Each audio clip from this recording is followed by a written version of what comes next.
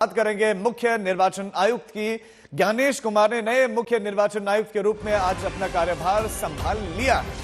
सोमवार रात सरकार ने ज्ञानेश कुमार की नियुक्ति का ऐलान किया था। ज्ञानेश कुमार ने राजीव कुमार की जगह ली है। ज्ञानेश कुमार का कार्यकाल 2029 तक रहने वाला है, यानी कि बहुत सारे राज्यों में विधानसभा के चुनाव होंगे जो उनकी देखरेख में होंगे। लेकिन आज ही बड़ी खबर यह भी है कि सुप्रीम कोर्ट में मामले की सुनवाई भी होने वाली है, क्योंकि एक कानून लिया है। लेकिन ज्ञानेश कुमार ने कार्यभार संभाल लिया है। हमारे साथ हमारे संवाददाता संजय सिंह इस पर जुड़ गए। संजय, ज्ञानेश कुमार ने कार्यभार संभाल लिया है, उनके बारे में चूंकि नए कानून के तहत वो पहले सीईसी हैं जिन्होंने कार्यभार संभाला है।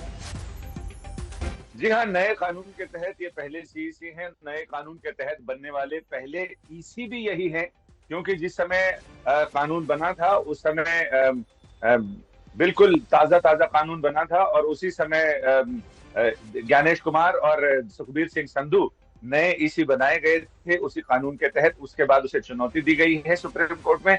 हालांकि सुप्रीम कोर्ट के उस आदेश की जो जस्टिस के जोसेफ की अगुवाई वाली पीठ ने दिया था, उसमें ये साफ था कि ये जो अंतरिम आदेश सुप्रीम कोर्ट जारी कर रहा है, जिसमें प्रधानमंत्री, नेता प्रतिपक्ष, लोकसभा में नेता प्रतिपक्ष और चीफ जस्टिस ऑफ इंडिया को कमेटी में शामिल किया गया था, ये अंतरिम व्यवस्था है और तब तक है जब तक सरकार इस मामले में संसद कोई कानून ना बना दे। संसद ने कानून पास कर दिया है जिसमें उन्होंने प्रधानमंत्री और लोकसभा में नेता प्रतिपक्ष और उसके साथ प्रधानमंत्री की ओर से मनोनीत एक और मंत्री उसे शामिल किया गया है, जिसमें गृह मंत्री हमेशा अक्सर रहते हैं। तो ऐसे में इसमें सुप्रीम कोर्ट में मुझे बहुत कम उम्मीद लगती है कि इस एक्ट को उलट देगा सुप्रीम कोर्ट। ऐसा नहीं होगा, इस कानून को उलट देगा ऐसा नहीं लगता। लेकिन सुनवाई 19 तारीख को है और याचिकाकर्ताओं ने सुप्रीम कोर्ट में ये मेंशन भी किया था कि चूंकि 18 तारीख को नए सीईसी ज्वाइन कर लेंगे तो उसके बाद क्या होगा। कोर्ट ने कहा कि ये जो इस मामले की सुनवाई है, इसका जो फाइनल आउटकम होगा उस पर निर्भर करेगा, इसकी आप चिंता ना करें। संजय, आप हमारे साथ बने रहे, आपके पास हम लौटते हैं। ज्ञानेश कुमार ने ऐसे दिन मुख्य निर्वाचन आयुक्त का कार्यभार संभाला है जब सुप्रीम कोर्ट में सीईसी नियुक्ति प्रक्रिया को लेकर ही सुनवाई होने वाली है और सीईसी की नियुक्ति पैनल ने सुप्रीम कोर्ट के मुख्य न्यायाधीश यानी कि सीजेआई को अलग रखने के फैसले को सुप्रीम कोर्ट में चुनौती दी है। सर्वोच्च न्यायालय में यह प्रकरण की जो चयन समिति है उसका गठन को लेकर चुनौती दी गई है। मामला सुप्रीम कोर्ट ने स्वीकार भी कर लिया है सुनवाई के लिए। ऐसे में क्या जल्दी थी कि आपने वही जो चुनौती दी गई, जिसको जो विवादित है समिति, जिसमें आपने चीफ जस्टिस ऑफ इंडिया को हटाया है या उनके नॉमिनी को, उसमें आपने नियुक्ति कर दी। सुप्रीम कोर्ट की प्रतीक्षा नहीं की। यह सुप्रीम कोर्ट की मूल जो भावना है लोकतंत्र की, संविधान की, उसकी अवमानना है। देखिए, जो एक प्रोसीजर तय किया हुआ है उस प्रोसीजर के हिसाब से ही वो सब किया गया है, जिसके अंदर प्रधानमंत्री जी थे, हमारे लॉ मिनिस्टर थे और सब नेता प्रतिपक्ष राहुल गांधी थे।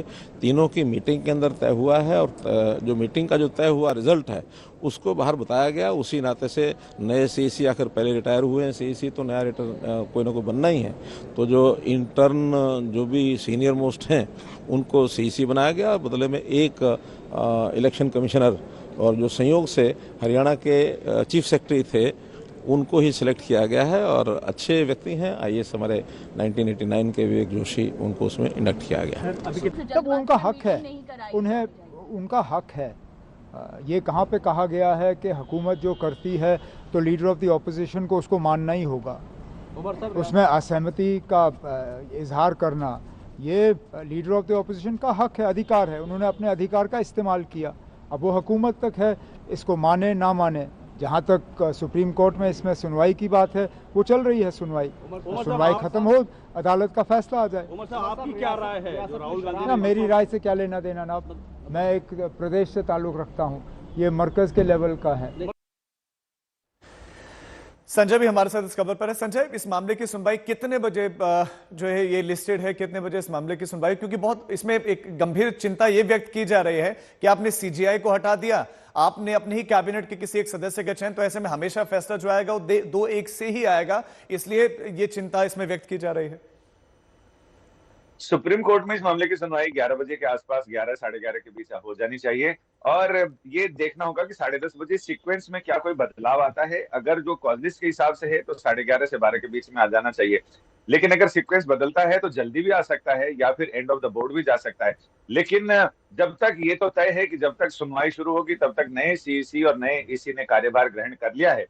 ये आशंका याचिकाकर्ताओं ने सुप्रीम कोर्ट के सामने उठाई थी और उन्होंने कहा था कि इस प्रीपोन्ड कर दिया जाए, इस सुनवाई को 19 तारीख से पहले कर दिया जाए। वो चाह रहे थे याचिकाकर्ता कि कोर्ट इसमें कुछ अड़ंगा लगा दे, लेकिन कोर्ट ने साफ कहा कि ये मामला जो हमारी सुनवाई का फाइनल आउटकम होगा उस पर निर्भर करेगा, इसलिए वो ज्वाइन कर रहे हैं तो उनको करने दिया जाए, उसमें कोई दिक्कत नहीं है। हम पूरे मामले की सुनवाई करेंगे और सुनवाई करके देखेंगे। यानी जो प्रमोद तिवारी कह रहे थे, उस आशंका, उस चिंता से कोर्ट भी अवगत था।